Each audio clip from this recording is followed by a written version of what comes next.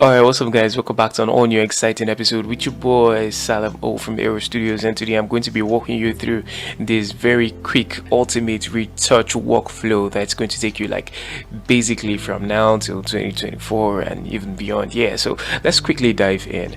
Alright, so if you don't have this, I am going to be working with the Master Retouch Panel, or it's actually a panel that I designed myself based off the Ultimate Retouch Panel. Yeah, so you could get that. I will drop a link in the comment section below, and so let's quickly dive in. We're going to be working with the three-layered frequency separation, which is actually a frequency separation method that works with the Gaussian blur. Okay, so what we just need to do would actually be to click on that button and you let the computer do its thing. All right, so we just quickly select a portion on the skin and we'll do that. Okay, so somewhere around just to that point where you don't see any details anymore, 2.5 pixels is actually cool for this image.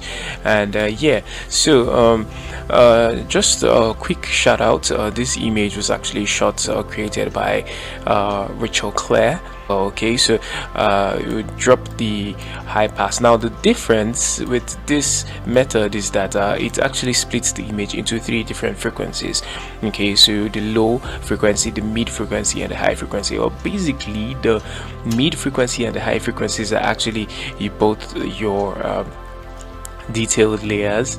Yeah, so you're just splitting your details into two. Yeah, so that actually gives you some extra space to work.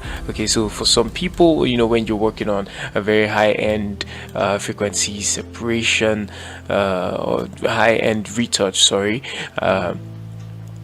it really comes in very handy. Yeah, but for today I'm just using this opportunity to show you guys how it works and also how you could use it really fast. Okay, so I think somewhere around there works, about 5.6 pixels. Yeah, so once that is created, we just make sure that the volume retouch is selected and make sure that mixer brush tool is selected. Usually that will be selected by default, and if you notice from every other video, I have not worked with this settings on the mixer brush tool before. Okay, so I'm just showing you guys how you could actually work with something entirely different and a very high flow mixer brush tool while retouching.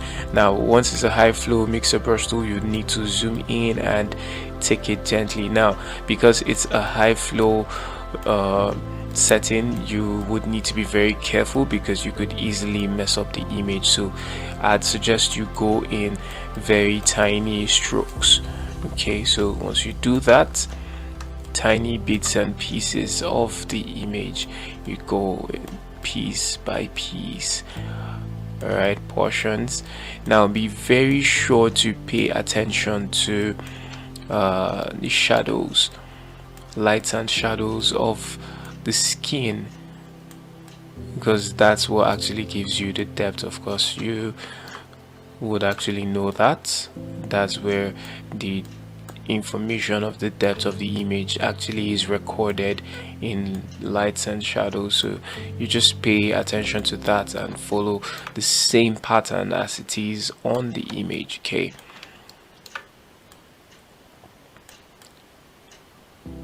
so we'll just do that, and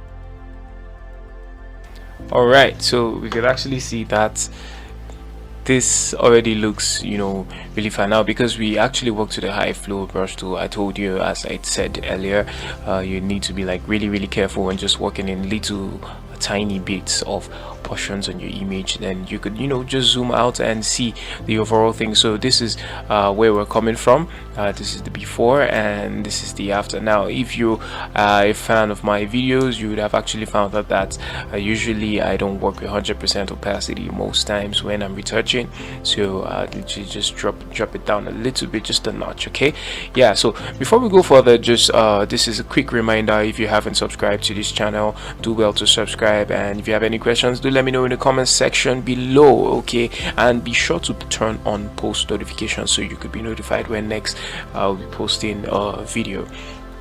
Okay, so to go on to the next step, we would, you know, just touch up the eyes a little bit, or nah, you know what, I think we should do the dodge and burn.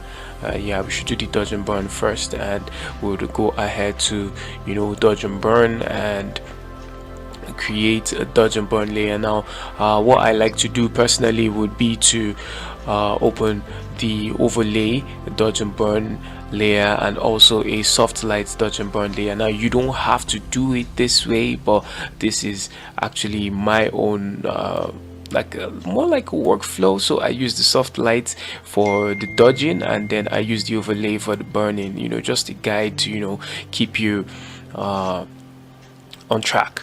Okay, so I don't have all the burns on and the dodges on one single gray layer, 50% gray layer. Okay, so we'll just dive into the burning, and let's quickly do some burning. Okay, now be sure to make sure that your burning has the range selected to shadows, and this somewhere around 5% is actually fine, or 3%. I usually use 3%, but yeah, I'm working with a separate setting layer today, so let's see how that turns out.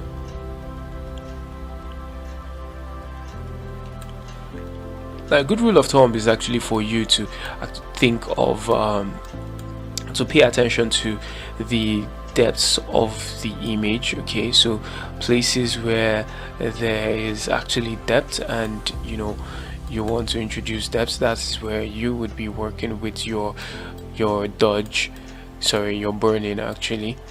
Yeah, so shadows, dodge, you know, to enhance the shadows. Now this is something you want to do while you're zoomed out, so you could actually see what's going on with the overall image. Then you could just, you know, deactivate and activate just to see how far you've come. Yeah, I think that's fine, although a little too heavy, but yeah, I think that's actually fine. So now once the dodge is selected, make sure that your range goes up to highlights, and yeah, I think let's just work with 5%, and let's enhance the highs. All right, pay attention to the lights, the highlights. Okay, this is something you would actually want to do zoomed out most of the time, so you could, you know, see what's going on. All right,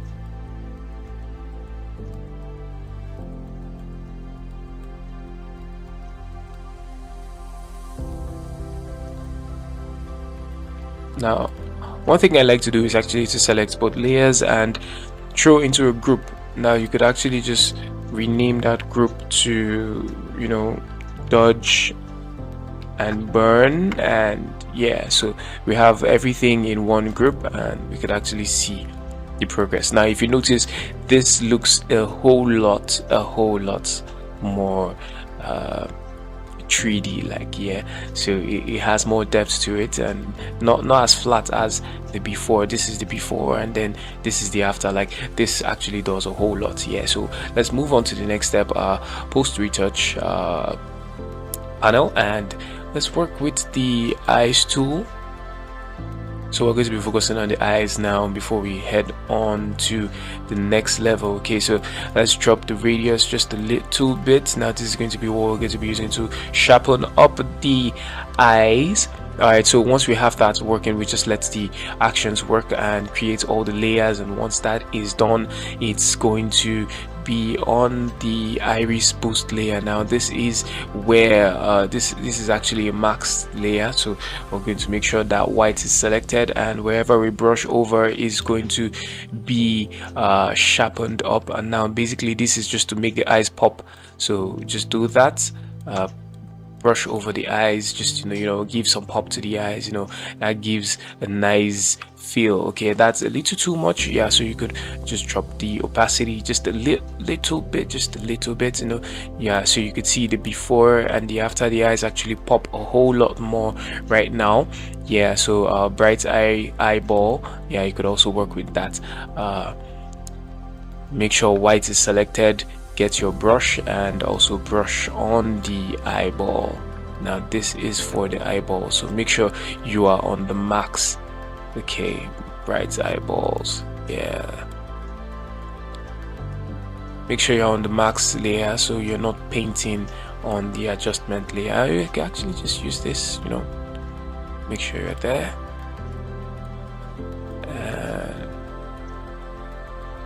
So pretty much this is very easy, easy retouch method, right? It makes a whole lot easier for you. You don't have to go through everything, step by step, creating all the gray layers yourself. The panel makes it just a whole lot easier, yeah, just a whole lot easier.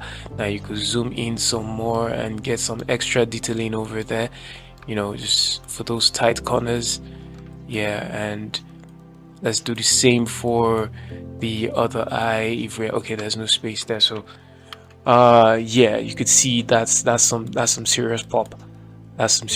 So you just drop the opacity just a little bit, again, just a little bit, so it's not too obvious, yeah. I think somewhere around 10% works. Yeah, just, oh no, let's go a little higher. Sorry. All right, so I think that gives some nice pop, right? That gives some nice pop. Yeah, and you could just check some other stuff. Yeah, you could check the eyelid color, or just play around with this stuff. But basically those are the things that we could be working on. Yeah, you could see this is for the iris, yeah, so to enhance the iris color,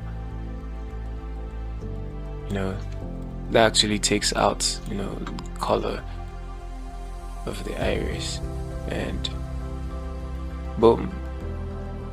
But this really looks okay. This looks okay at the moment. So yeah, I think we're basically done with that. Okay, yeah, we could actually decide to brighten up the iris a little bit. Yeah, I think that works.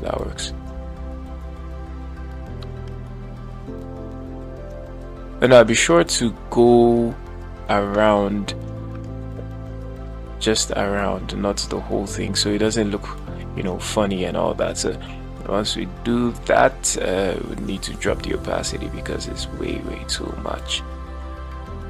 Okay, yeah, I think this is really nice. Okay, so it gives the eyes some pop. Yeah, opacity somewhere around 40% or 38. That's actually fine. So that actually gives the eyes some serious extra boost and pop.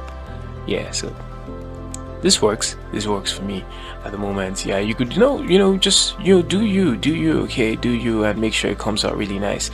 All right, so we could see that so far we've actually come from this to this, and you could also decide to drop the opacity of the overall frequency separation folder, or group, as you would have it, and just find the sweet spot that works for you. And yeah, this is really dope for me. Yeah, this is really dope for me. Yeah, so we could go ahead to the color grading, and you decide just slap on some nice color presets. And that's the beautiful part about this particular retouch panel, is that you could actually work on color grading on the panel, so you don't have to create these presets from scratch. You could just slap on some You just slap on some, presets while you're done with your retouch process. Okay, so this is really going to be very, very fast for you. Now let's see what happens if something like this, let's say the B3, the black and white preset. So let's slap that on and see how it looks. Okay, just give it a few moments there.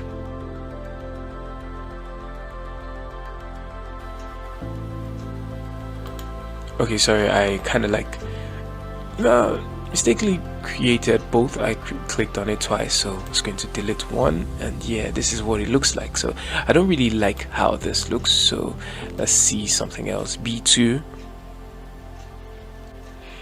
Nah, that doesn't really work, so let's try something else.